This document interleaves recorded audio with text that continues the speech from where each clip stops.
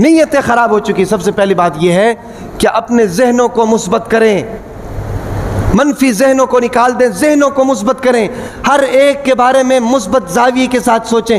مسئلہ یہ ہے نا کہ ہم منفی سوچ رکھتے ہیں, اللہ تعالیٰ بچائے, اکثریت منفی سوچ رکھتے ہیں. یہ جو اختلافات ہمیں نظر آ رہے ہیں اس کی بہت سی وجوہات ہیں. ایک وجہ اس کی یہ ہے کہ ہماری سوچ منفی ہے.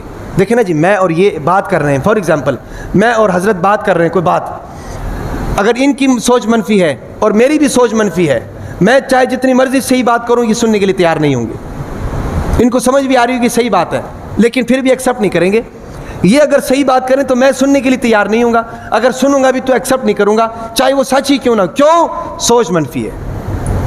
اگر سوچ مثبت ہوگی نا, میری اور ان کی جتنی مرضی مخالفت ہو, دلیل کی بنیاد پر, حقائق کی بنیاد پر مجھے بات بتائیں گے, بات سچی ہوگی تو میرے لیے ضروری ہے کہ میں اس کو مانوں.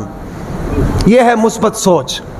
اس سوچ کو تبدیل کرنا ہوگا, اپنی منفی سوچ کو نکالنا ہوگا, مثبت سوچنی ہوگی, مثبت رویے کی طرف آنا ہوگا, تب ہمارے اختلافات ختم ہوں گے.